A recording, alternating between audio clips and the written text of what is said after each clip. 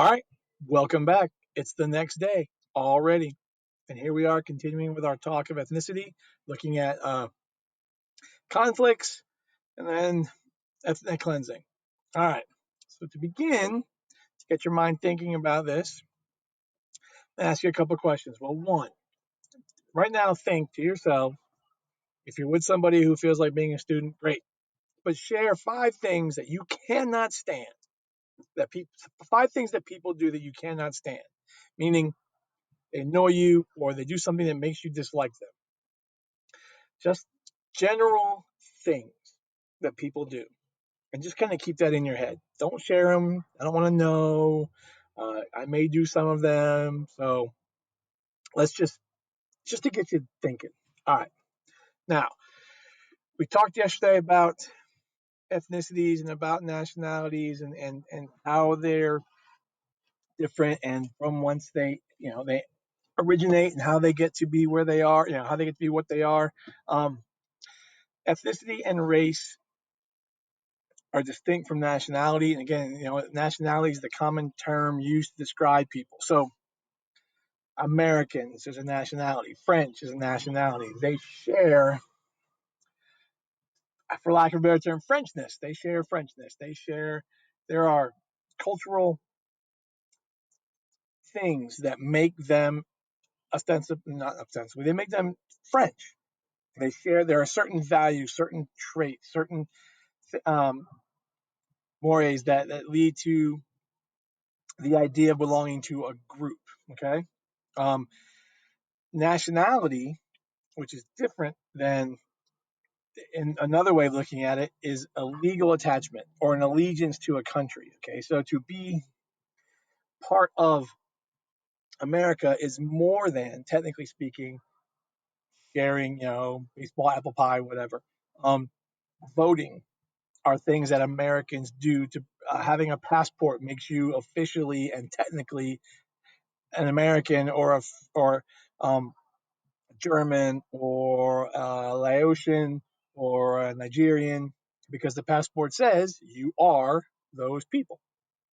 Um, Political affiliation can make you part of a country because there are certain political parties that only exist in certain countries, and or civic duties, jury duty, voting,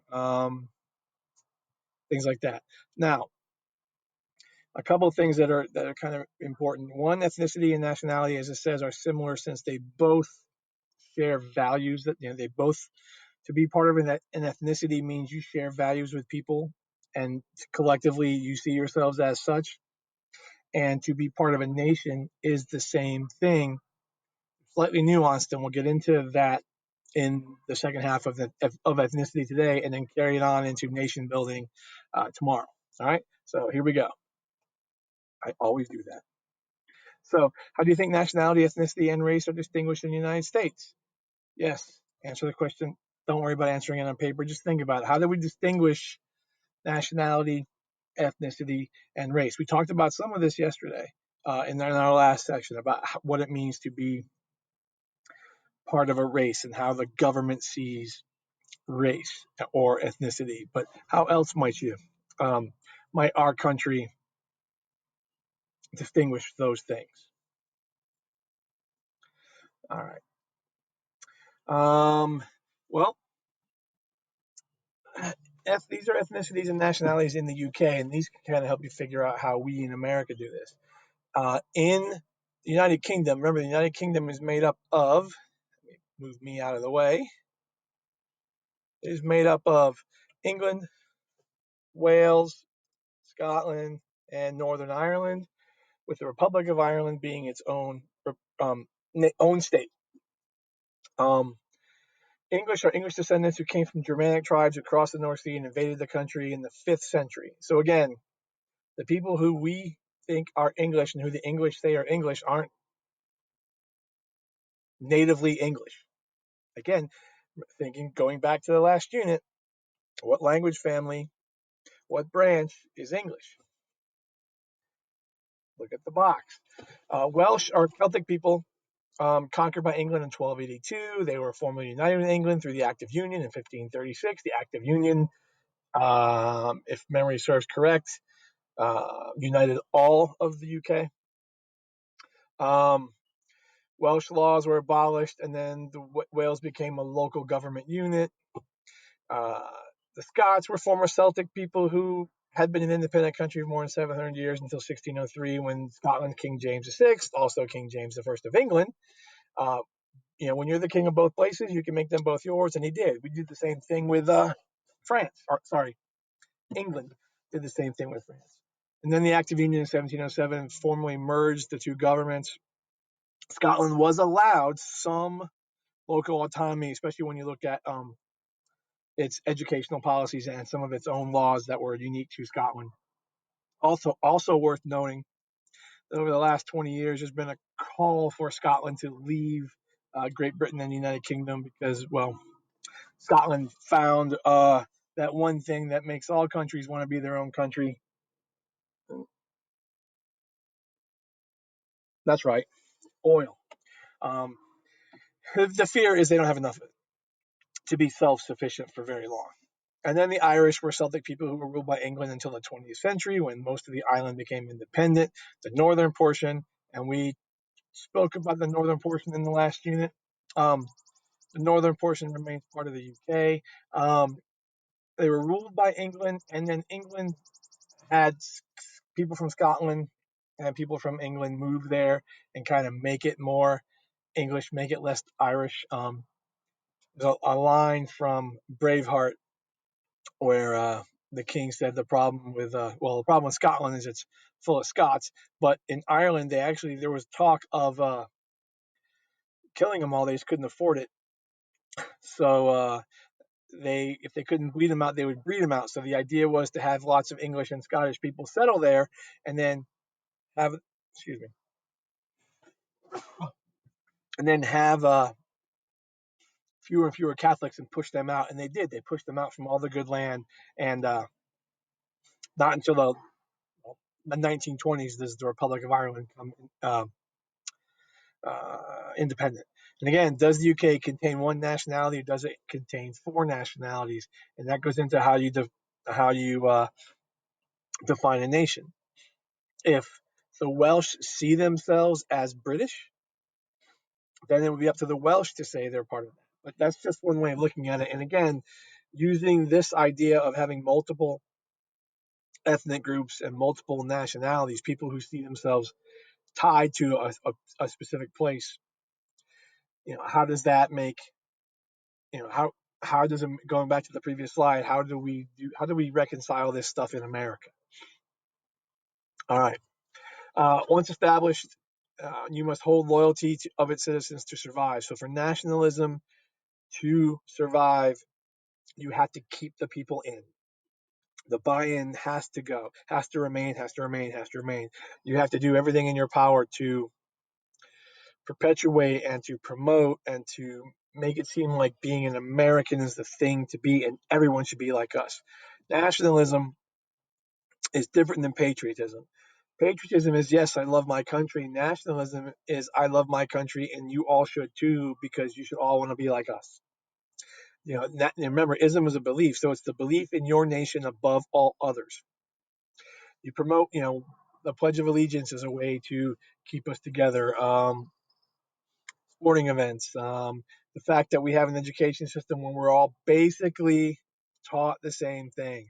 The World Cup or sporting events like the Olympics are a thing that helps us feel good about being ourselves. And well, as far as World Cup is concerned, well, when the women play. A centripetal force is an attitude that unifies people, it pulls people together, and it tends to help the government or help the state keep the support of the people. Um, an unfortunate event, a war can help nationalism, or a disaster can help bring people together and help people feel good about their country. Some of the negative impacts of nationalism is the creation of negative images um, about other states. If we're America first, then that means no one else can be first, and so you begin to think other things and think differently of other countries. So you can develop negative attitudes and stereotypes. That's definitely a negative thing. If you can think of others, by all means, share. Now, um, something else that you can do to sort of keep nationalism from growing, especially if you're a colonial power, or if there's a, and this is definitely more so if you're a colonial power. If we're America, we ideally should not want to divide ethnicities unless you think that there's one ethnicity that is American and the rest aren't, and that's a topic for after high school or at best international relations. So we'll just skip that for now. When England owned, and again, talking about South Asian ethnicities among nationalities, this is dealing primarily with India and what becomes Pakistan. When England ended their rule in 1947, they divided the colony into two countries, India and Pakistan. And Pakistan was even divided further into two countries. You had India here, and you had Pakistan on the west side. Sorry, if you're looking at the map, on the east and the west of India. East, uh, East Pakistan became Bangladesh, and then the western one is primarily where the Muslims went, because India was a Hindu and Muslim country. There were other faiths too, but those were the largest two, and there was just a belief of they would not be able to reconcile, and the Hindus were not going to share power, and so this was done. Um, as it says, there was a massive migration. There was conflict and bloodshed while the move was taking place on both sides. India and Pakistan never agreed on the location of the boundary separating two countries. So the region of Kashmir, or this sort of like no man's land, or just a region between the two, has been highly contested since 1972. Both countries claim Kashmir as their own. Um, the Muslims tried to make it independent, and India blames Pakistan for the unrest in Kashmir, but they both want it. It's also worth knowing that India and Pakistan are. India is one of the 8 countries with nuclear weapons. Other issues in India has a large population of Sikhs, 25 million, and they resented the fact that they were not given their own independent country. A Sikh is another. It's an offshoot, sort of like a denomination, for lack of a better word, of Hinduism. And having 25 million, they felt they justified having their own state, their own country. And there have been extremists and flare-ups and little revolutions, not revolutions, but little confrontations for the Punjab region of India for their own independence. So even now, different groups, different ethnic groups, different people who feel that part of that land is theirs, and they want their independence. That still goes on today. And this just shows you again. This shows you as soon as I move myself out of my car. By the way, I'm in my car. This is India. This is the Kashmir region. This is Pakistan over here. The the agreed boundary is the gray one here. This red boundary here is it's agreed between India and Pakistan. This is the agreed boundary of Jammu and the Kashmir province. So again, you see that it's it's still contested. And then this map over here just shows you the net in and out migration of the different religious groups moving. How many Muslims moved to Pakistan from here and from here, and as well as from here, and then how many Hindus moved back into India proper. And then the Punjabi region, I don't want to get it wrong. I think, see, I don't have my phone with me, so I can't do my little lookup. I think it's up here, and if it's not, I will correct it. And that's the area that the Sikh are seeking to be their own state. Okay, or have been off and on. All right, moving on. Another group that's been divided for the sake of not allowing them to nationalize are the Kurds, and the Kurds are, in a couple of terms, the Kurds are an ethnic group. The Kurds are a culture. The Kurds are a nation. The Kurds are a stateless nation, which means they are a group of people who want their own. They want to become a state. They want their own country. They have laws and they have structure. They have everything they need except dotted lines on a map, and that's who the Kurds are. They live in the Caucasus Mountains, which is in the if I am Asia right here, if I'm Russia, they live. Okay, so here's Italy, here's Greece, here's Turkey, and they live up here, and the Caucasus is there. It's where Caucasian comes from. The Kurdistan was independent under the Treaty of Sèvres in 1920. Mustafa Kemal expanded the territory, called it Kurdistan. The Treaty of Lausanne established Turkey, which Kurdistan became a part of. So a treaty post World War One. A lot of the explanation to what currently exists in Southwest Asia with respect to discord and disagreement amongst people, the ethnic tensions, can all go back. Well, a lot of it can go back to World War One and then the 10 years post World War One, and this is part of it. This treaty is signed, and 30 million Kurds are then split amongst four countries. Um, Turkey wants a Turkish state. They want to promote Turkish nationalism. The Turks have suppressed Kurdish culture. The language is illegal in classrooms and the news. They've waged guerrilla war since '84 against the Turks. A couple of things. Turkey is trying, or has been trying for the last decade, to join the European Union. The Kurds aren't the only group of people living in this area that the Turks have treated poorly. If you don't believe me, ask the Armenians. Although the Turks would tell you it was self-defense. Let's see what else. In Iraq, because there are Kurds in Iraq as well. The Kurds are oppressed in Iraq with many failed rebellions. Even after Saddam Hussein was killed, Kurds are still suppressed today and forced to live under control of the region's more powerful nationalities. So again, they had where to go. They had a country, and then 3 years later, they lost that country, and now they've been wandering ever since. Oh, and by the way, they also were they were probably the most successful army on the ground fighting ISIS. Okay, because they understood, I would imagine, that it's to their benefit to help. All right. Again, these are just some stats to think about here. Let me get me out of the way for a second. In Iraq, 3/4 of Iraqis are Arabs, 1/6 are Serbs or Kurds. Okay, 2/3 of those Arabs are Shiites, 1/3 is Sunni. The United States invades Iraq in 2003, kills Hussein. The Kurds welcome the U.S. The Sunni opposed the U.S. because the Shah was a Sunni. The Shiites opposed the U.S. due to hostility with the United States. They just the Shiites, to be just simply speaking,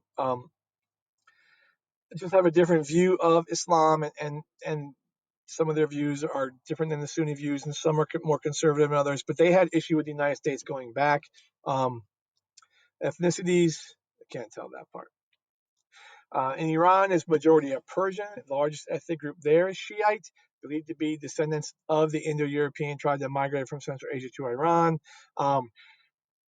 In Afghanistan, you've got Pushtun, Tajik, and Hazara. In Pakistan, you've got Punjabi, converted to Islam in the 7th century, Sunni Muslims. They border Afghanistan, and they border against two groups that are mostly Shiite. But what you see here, because there's been tension between these two countries, and then there's been tension between these two countries, and it's because of who's there and type of laws in place. In Iran, it was much more liberal for a while, and then it became much more militaristic in Iraq. Because of the Kurds, it's been different. But the most important takeaway from this, and I'll pull myself back up, the most important takeaway of all this is how diverse they are culturally, and how the idea of land ownership and who has the land matters. One thing that's not here in all this is how these borders are created in the first place. We briefly talked about Pakistan, how it was created in '48, but all these countries were created by these people.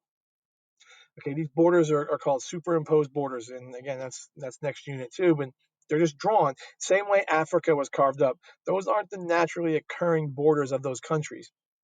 So because of World War One and because of the Allied powers, and because the winners get to do what they want, And because we were industrial by that part of the 20th century, and oh yeah, they needed oil. Um, these borders are drawn up. That's a lot. Um, I think that these are the biggest takeaways. This right here, the ethnic variety and the ethnic makeup of these places explains a lot. It goes a long way in explaining a lot of why the Middle Southwest Asia behaves the way it does. And here's my case in point. This is a map. Put me. That's Kazakhstan and Uzbekistan right there. No disrespect. Um, Actually, I'll cover up Saudi Arabia. I'll feel better. Okay. This just shows you the ethnic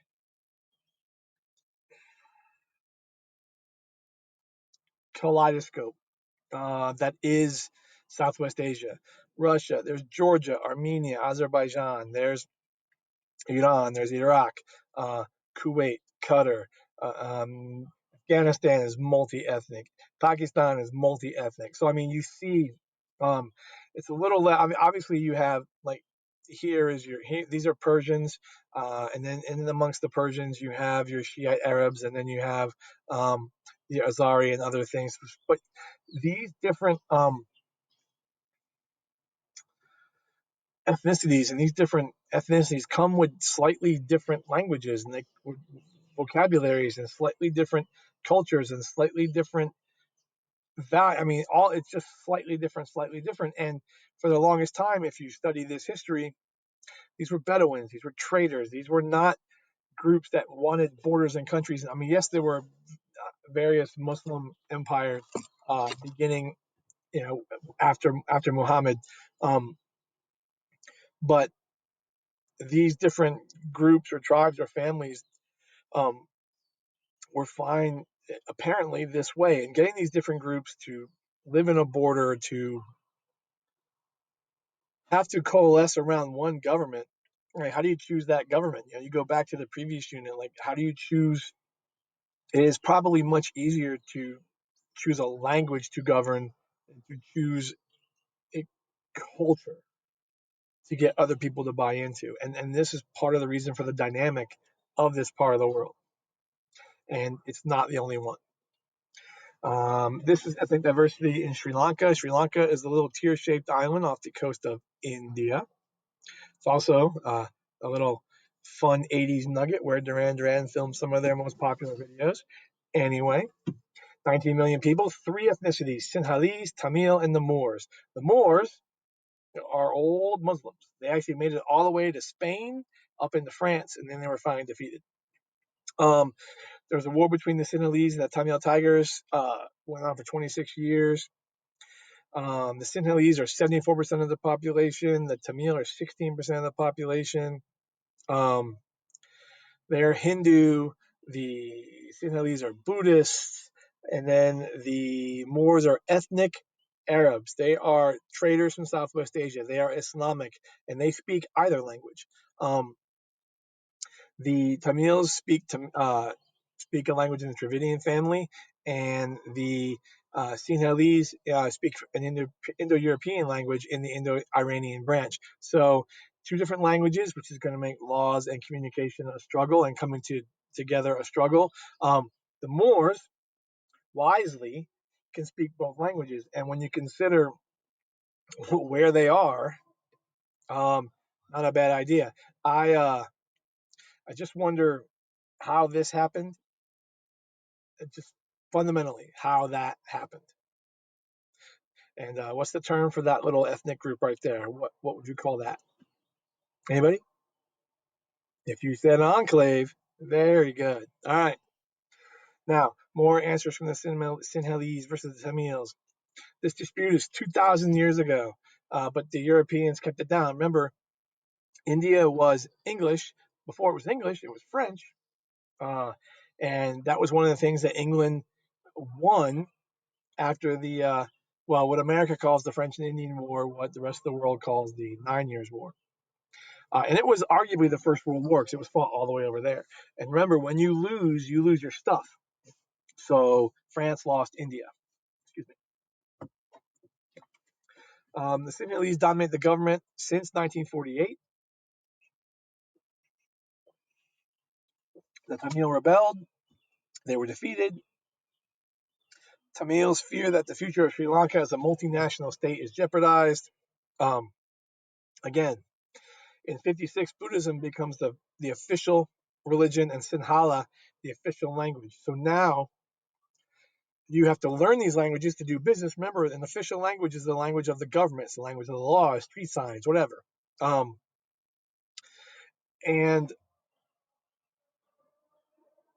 now that their language is not, and their religion is not, then they're already less important. And if there's no representation uh, from the Tamil in India, then they're right. Then that fear of a multinational state is in jeopardy because that's what they have. They have three different nations with three different parts of the country existing together. That's a multinational state. Okay, Japan, not a multinational state.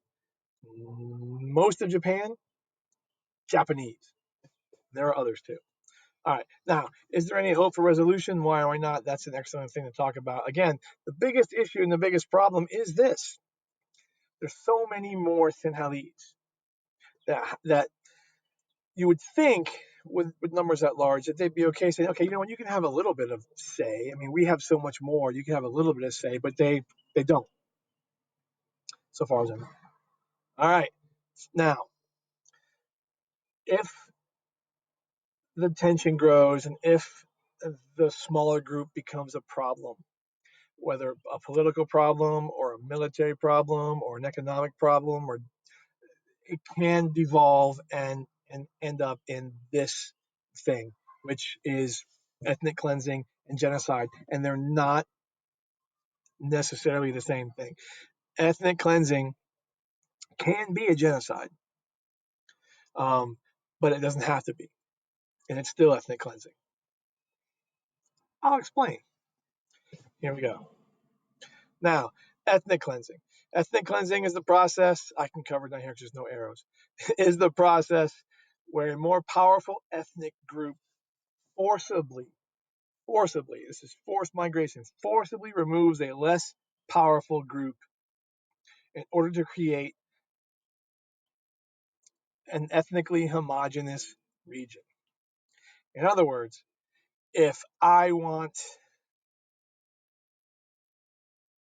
I don't know, Hitler. No, I don't, everybody uses Hitler. Look, we just want our country to be our people. So we're going to close the borders. Well, that's not ethnic cleansing unless you're willing to wait a long, long time. Ethnic cleansing would be closing the borders and taking everybody who crossed the southern border and taking them and moving them out, taking everybody who came in and moving them out. But it also means that you have a vision and an idea of who you are. So, what does a German look like? What does an American look like? What is German? What is Chinese? And you take that belief and that cultural identity and all of that, and from there, if there's any variation, then it's us and not us, and you get the not us out. The goal is for the group to be the sole inhabitants. It's not to defeat an enemy. It's the removal of every member of a less powerful ethnicity. That's, I mean, again, and they used the Jews, and they used World War II because the Germans didn't just move Jews; they moved or they moved the Romani. Don't use Gypsy. They moved the Romani out. Um, but then it gets worse, and the exterminations come later. Initially, it was for labor and just to get them out. And remember, they used Jews as part of the reason for losing World War One. Any kind of justification. Post World War II, the division of Germany caused millions of ethnic Germans, Poles, Russians to migrate as a result of boundary changes. So over here, when World War II ends and that Iron Curtain descends and Russia moves into Germany and then just keeps all this, lots of people who didn't want to live under Russian control leave. Poles leave. Russians actually leave. They get out of this and they go to other places. That's ethnic cleansing, but that's almost voluntary. People just leave, and Then Russia becomes Russian, and we'll get into how Russia isn't in a minute. All right, next. Next. Hello, hello, hello. Hold on.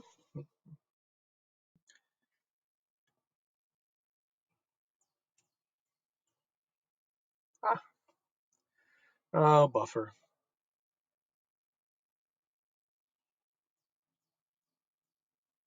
Mm-hmm.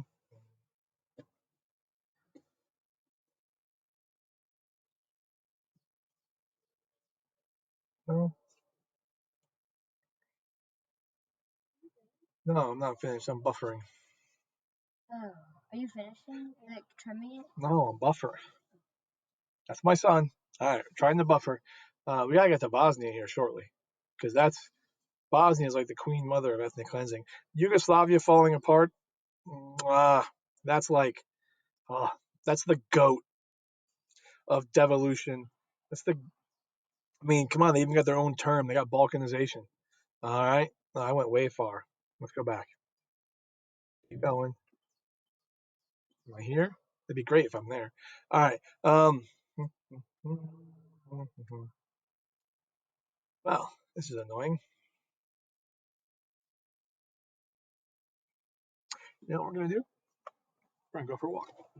Come on, come on. Let's go for a walk. Here we go. All right. Leave my car. All right. So what we're gonna do is we're gonna go for a walk and find better internet and keep our lecture going. Hope everybody's doing all right. It's a new way of teaching. I agree. I'm kind of okay with it. I miss talking to students, but what are you gonna do? Oh, I see a slide. See, there's hope yet. All right, we're moving. We're moving. We're moving. Yeah, we'll go back to my usual spot out here in the backyard where it's sunny and little lakefront view and all that kind of good stuff. It's like a commercial. Chance for you to go get a drink. We'll get a snack. All right, now here we go. That's sunny. That's bright.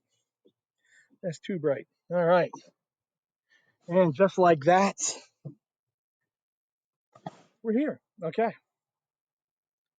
So now that that debacle has happened, okay, where were we? We were right here. All right. So the goal, again, for your group to be the most important group, the best group, the ever group. All right. Here we go. So after World War II, again, what you see here is who moved and by how many, and this is in millions of people. So you see, these are actually refugees. So these are refugees from the camps in Germany. So a million people were relocated. You see, and this is forced migration. So Russians were forced to leave, and so it begs the question: which Russians? Like non-supporters? I don't know. There's lots of movement, and you see land that was added to countries, and then Germans leaving this land because all these Germans had been there throughout the war. That's a lot of Germans, and also because Germans lived there for the longest time because this was part of Prussia and part of the Holy Roman Empire, and so there were Germanic peoples all over the place.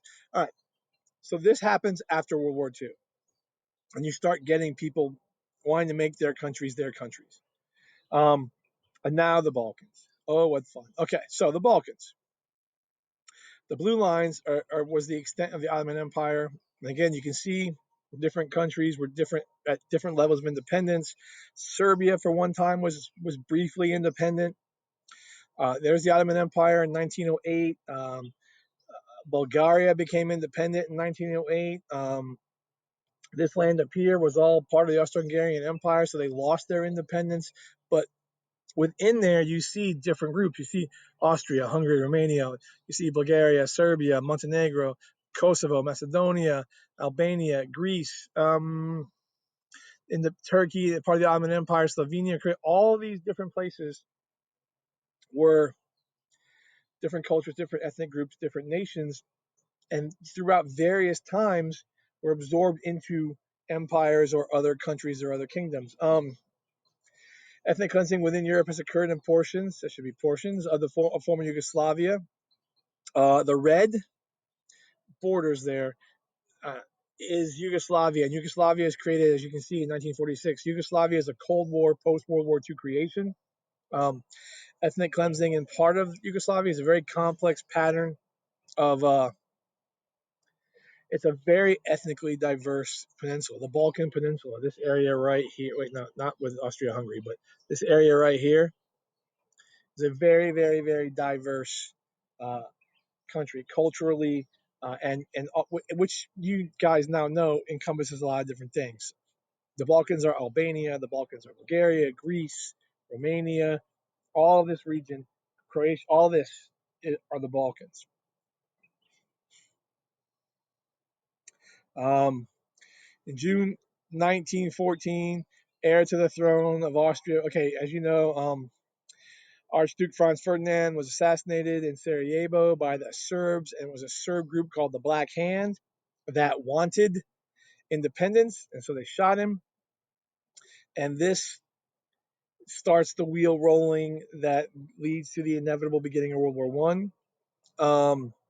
Post World War One, Allies create Yugoslavia to unite several Balkan ethnicities that spoke similar languages. Again, the assumption was because the languages are similar, because they're Slavic languages, they'd be similar enough to coalesce. And then this is the saying: Yugoslavia has 7 neighbors, 3 Democrats and 4 communists. They have 6 republics: Bosnia Herzegovina, Croatia, Macedonia, Montenegro, Serbia, and Slovenia. They have 5 nationalities, so there are 5 different ethnic groups: Croats, Macedonians, Montenegrins, Serbians, and Slovenes. There are 4 languages, 3 churches, 2 alphabets, and 1 dinar. Now, that's the amazing thing. Well, it's one currency, but that's because it's 6 republics in one country.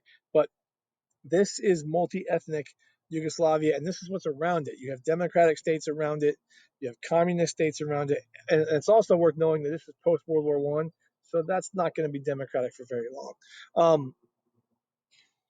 And all of this will have to figure out a way to coexist and embrace their differences and figure out how to be successful and how to work together uh, as a country or not. And we'll see what happens. This is that area again, and this just shows you the different groups, ethnic groups, nationalities, um, religions. Again, Albanians are here and here. You have Macedonians. In the middle of Bosnia and Herzegovina, you have a Muslim population. A decent representation. The most Muslims are in Bosnia. The second most would be in Serbia. Um, you have Croats, you have Hungarians, Montenegrins, and then you have areas with no dominant, no majority, just a group of people living together.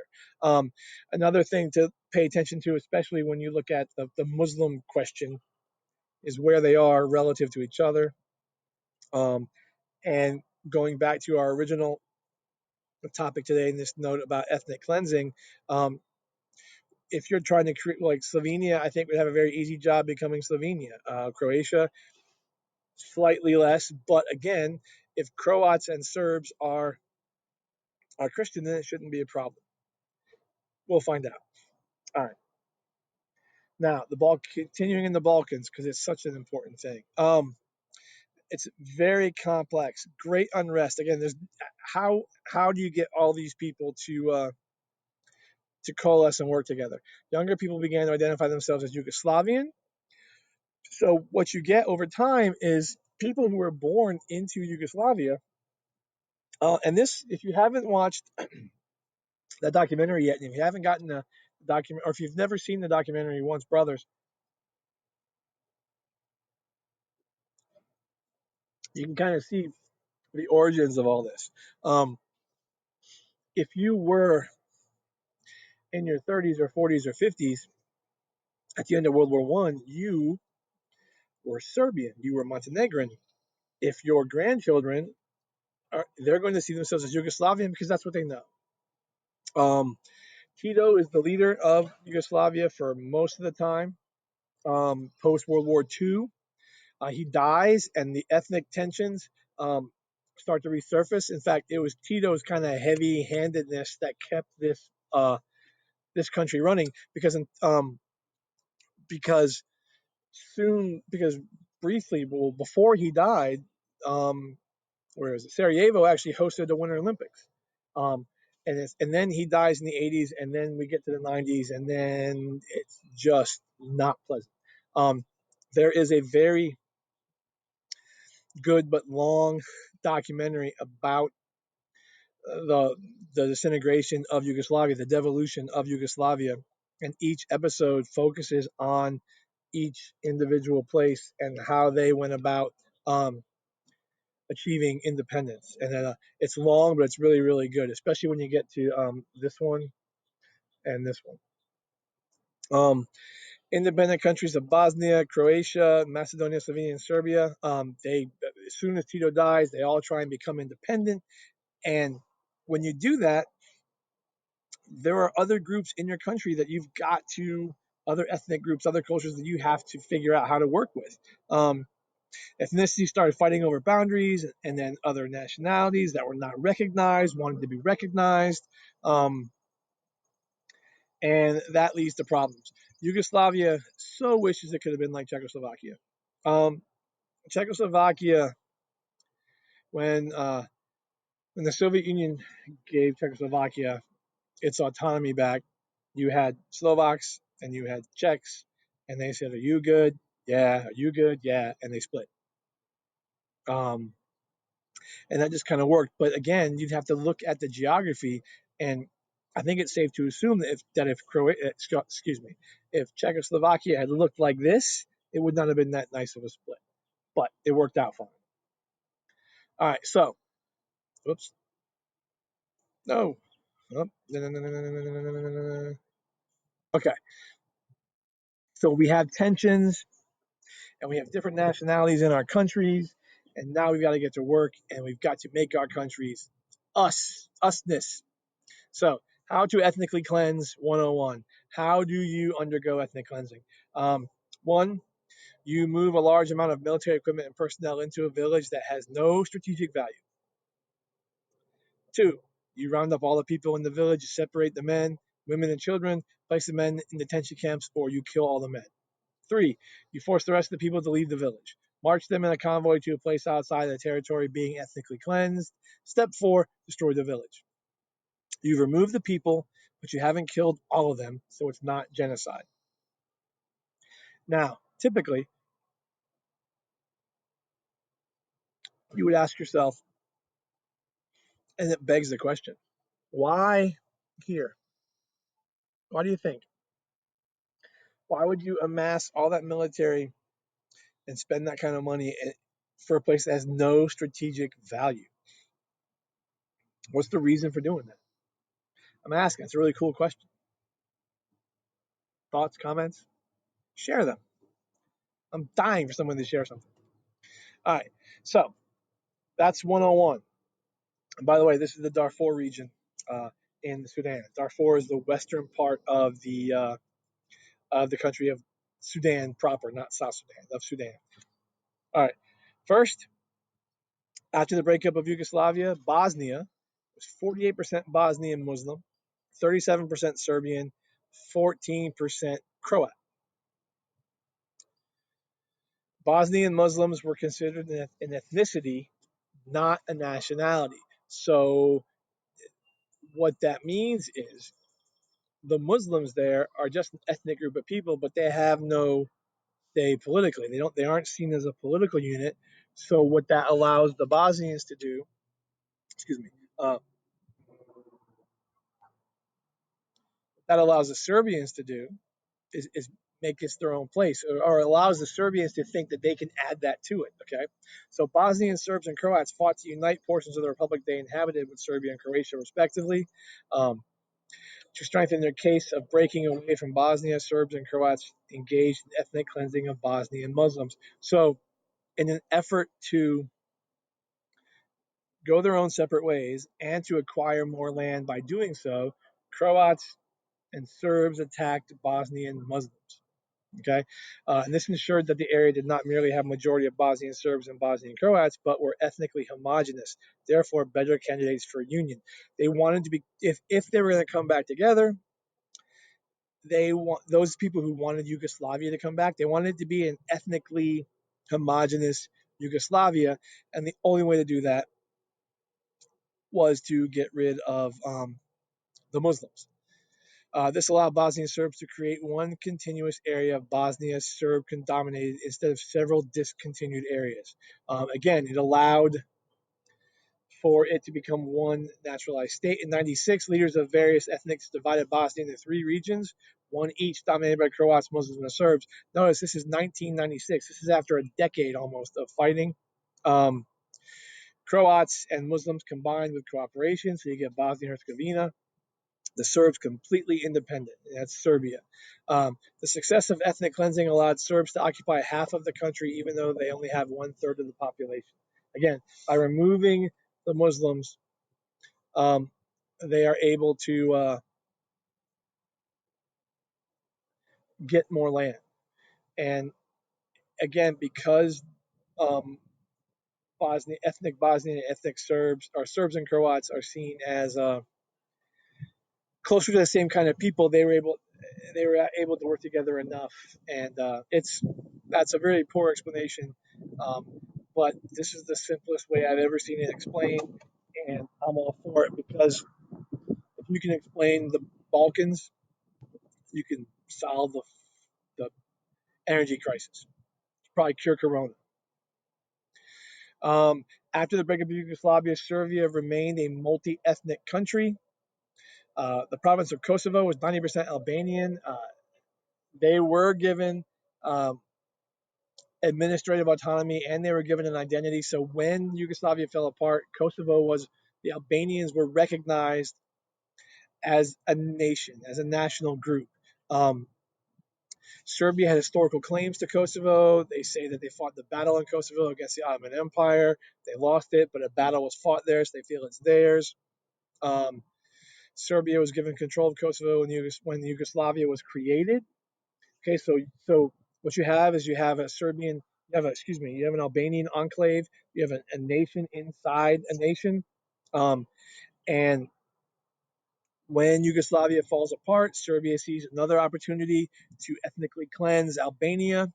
Um, they take the Serbs for 700, they force 750,000 people into Albania, and to remove them, the U.S. and Western allies launched airstrikes against Serbia. Bombing stopped once Serbs agreed. In fact, Srebrenica is one of the places that you need to look up. But President Clinton bombed Kosovo for 89 days and then stopped and then bombed it again because after 90 days you have to declare war. It is interesting to note that Serbia declared its independence. Kosovo declared its independence, and Serbia and Russia do not recognize Kosovo as an independent country. That happens a lot. Um, we recognize Taiwan. China sees Taiwan as still part of China. There are countries in the Southwest Asian part of the world that do not recognize the existence of Israel as a country.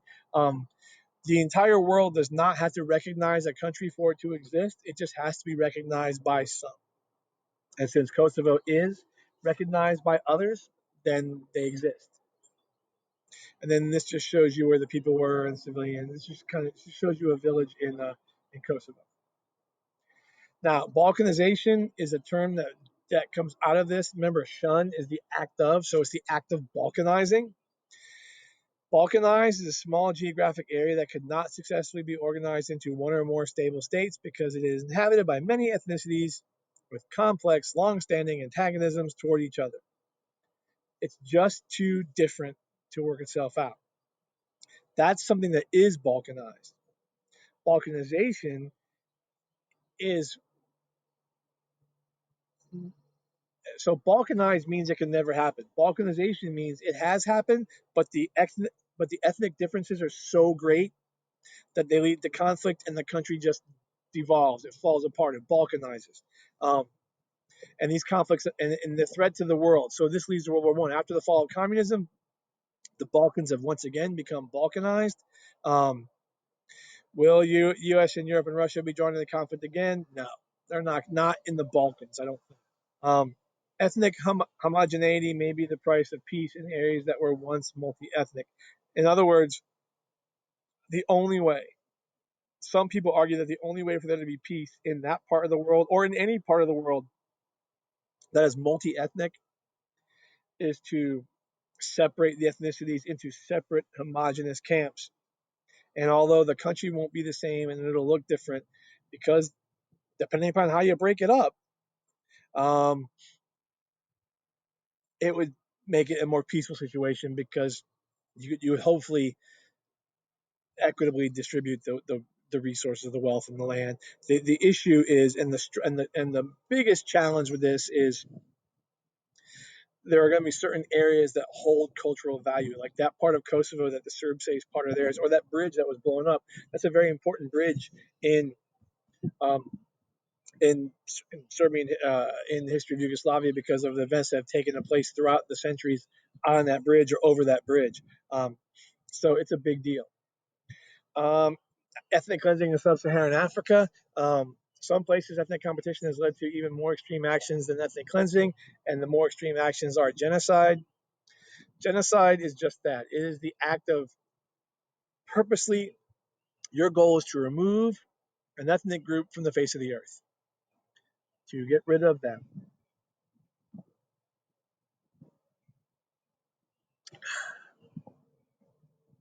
Um, Now, South Sudan is black Christian.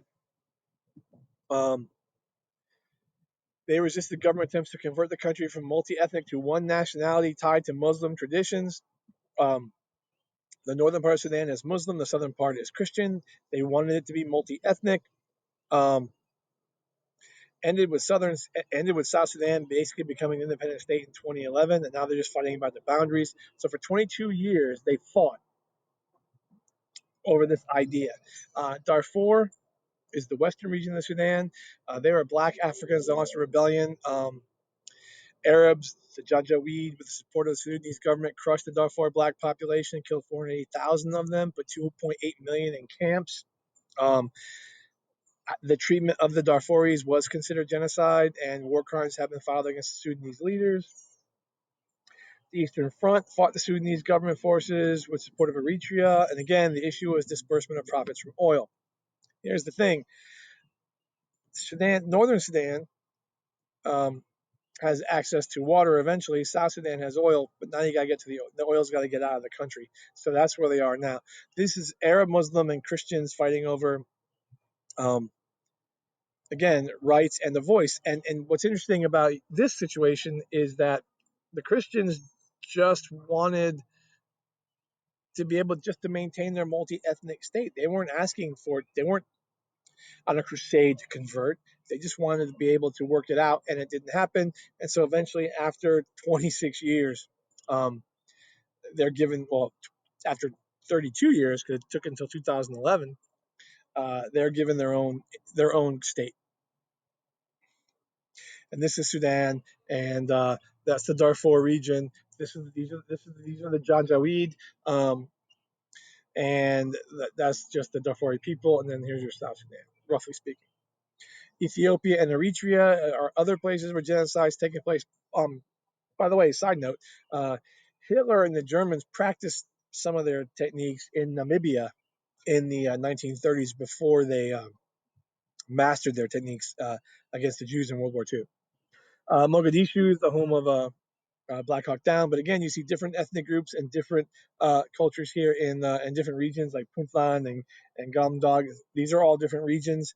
Again, there's Ethiopia. Here's South Sudan. Khartoum is the old capital. In 1890, it was an Italian colony. Ethiopia was an independent country for 2,000 years. Ethiopia was one of the few was one of the only, there were a couple African countries that actually kept Europe out. Um, the Ethiopians were not captured until World War II, in the 1930s by Italy, but for the longest time, they were able to keep Europeans out. They got their independence after World War II, and Eritrea was given to it. Um, it was expected that Ethiopia to permit Eritrean authority. In reality, Ethiopia dissolved the legislature, banned the use of Tigrinya, which is the major language. There was a 30-year rebellion. During the rebellion, 665,000 Eritrean refugees fled to Sudan. Uh, Eventually, they defeated the Ethiopian army in 91. They became an independent state. 1998, there were disputes over the borders. Always disputes over the border, typically tied to two reasons: either one, cultural significance, or two, some resource. The 1900 treaty with Italy, Ethiopia took the land of the disputed area. Uh, the country makeup, it's 5 million people split evenly between Christian and Muslim. Um, uh, there was a war that united them. Ethiopia is a multi-ethnic state. Christians, Muslim fundamentalists banned the use of other languages than Arab, than Amharic. So there you go. Somalia are mostly Sunni Muslims and they speak Somali. That's right here, in case you're wondering. Somalia looks like a high heel shoe. Thank you. I'm assuming that means yes.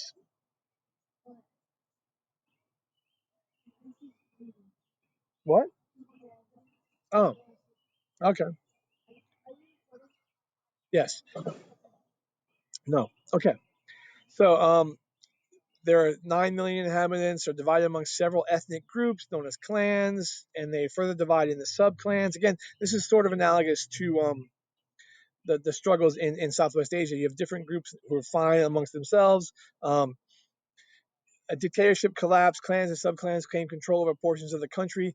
For the longest time, Somalia um, was known as a failed state because there was no central government. In 92, we again, you had Somaliland, Puntland, you had Gumdog, you had Somalia. We sent troops because 300,000 people, women and children, died from famine and warfare. The goal was to protect food. We withdrew troops because of the lack of peace. Islamist militants took control in '06.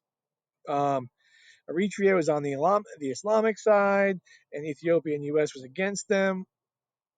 Uh, the Islamists withdrew in 2006, but returned and controls much of the country today. Um, Notice who's stuck in the middle there, poor old Djibouti. Two ethnic groups, Hutus and Tutsis. This is Rwanda. They speak the same language. They have similar beliefs and similar social customs. So why the bloodshed? Hutus are farmers. They grow crops in the hills and valleys of present-day Rwanda and Burundi, the Great Lakes region of Central Africa, basically. The Tutsis were cattle herders who migrated to present-day Rwanda and Burundi from the Rift Valley in western Kenya 400 years ago. So languages are the same, beliefs may be the same. So here what we have is two different groups, economically and therefore culturally a little different. The land is going to mean different things.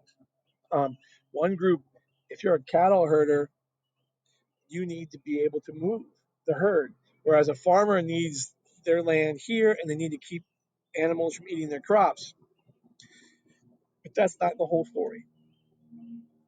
Hutus murdered hundreds of thousands of Tutsis, and they murdered anybody sympathetic to Tutsis. An airplane carrying the president of Rwanda and Burundi, Hutus, was shot down by a surface-to-air missile. The attacker was never identified. International intelligence believe that it was a Hutu unhappy with the president's attempts to seek peace with Hutus and Tutsis. So they believe, one theory is, and this has been the theory I've heard since I've been teaching and reading about the Rwandan genocide, is that they went and picked a fight. Sort of like when the Texans went and actually invade Mexico to start the Second War in Mexico. Anyway, so here's the deal. Tutsis controlled the kingdom of Rwanda. They turned the Hutus into serfs. Rwanda becomes a colony of Germany in 1899. After World War I, becomes a colony of Belgium. Because remember, when you lose a war, you lose your stuff. Tutsis are allowed to go to university and play a role in the government. The Hutus are excluded altogether. Separate identity cards are given to both ethnicities. You know, it's segregation, almost apartheid-y. In '62, the Hutus gained power and took ethnic cleansing and genocide against the Tutsis. And many Tutsis in '62 fled to Uganda. In 1993, agreement to share power was signed. After president's assassination, Hutus launched a genocide against the Tutsis, killing over 800,000. Genocide ended after 3 months, with Tutsis gaining control of the government. 2 million Hutu fled to neighboring countries in the ethnic cleansing that followed the Tutsi victory. So Tutsis are killed. They get help from other people, kind of, sort of. But they end up winning eventually, and then they go out killing 2 million, or they go out and do their own ethnic cleansing on the Hutus by forcing them out. So if you look at the bordering countries, there are large populations of Tutsi and Hutus in other parts of the world. So those troubles actually spill into other countries. The Congo, by the way, there's one reason that hasn't been mentioned yet as to why the last four ethnic tensions have been in Africa, and to that effect, why all of them have one thing in common. Even the Yugoslavian one have something in common. And as I just alluded, the conflict between Hutus and Tutsis spill into the Congo. Second largest and most populous region. 5.4 million have died in Congo civil wars as of 2008. The deadliest war since the end of World War II. Tutsis helped overthrow the Congo's longtime president, Joseph Mobutu, in 97. He had several $billion personal fortune while the rest of the country was poor and starving. The new president, Laurent Kabila, relied on Tutsis and permitted them to kill some of the Hutus who had been responsible for the atrocities against them. The president then split from Tutsis, and now Tutsis are trying to overthrow the Congo's government. Kabila turned for support to the Hutus, Maya Maya, and other ethnic groups that hated the Tutsis. He was assassinated in 2001, and his son negotiated an accord with the rebels. Fighting continues, and casualties have mounted. So, and this is the big thing that I was alluding. Ethnic conflict is rampant in Africa because the present-day boundaries of countries do not match the boundaries of the ethnic groups. In the past, prior to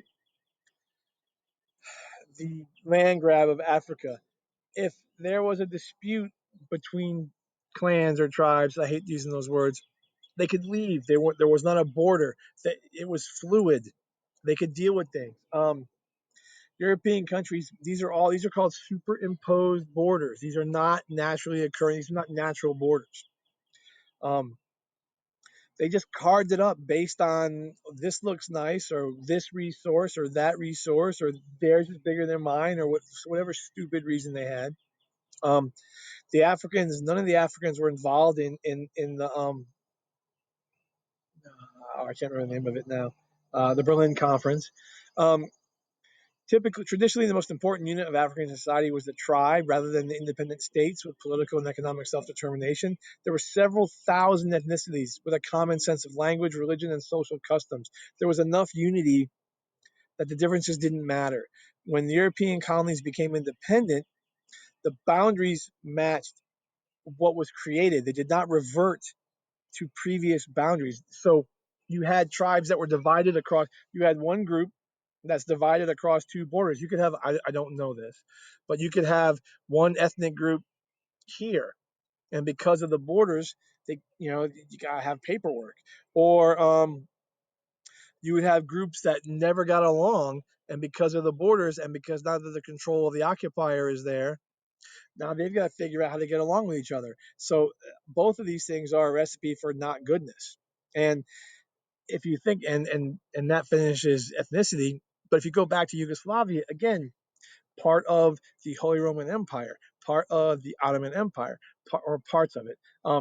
So being occupied and having to live under other people's authority, and live in close proximity with people that you've never really gotten along with before, can be a challenge. So that's ethnicity. That's an awful lot, and that's an awful lot of unpleasantness to end the PowerPoint for today. But these groups, when given the opportunity, will make their own nations and will make their own borders, and that comes next. And whether the borders are superimposed or whether the borders are agreed upon, there are reasons for them.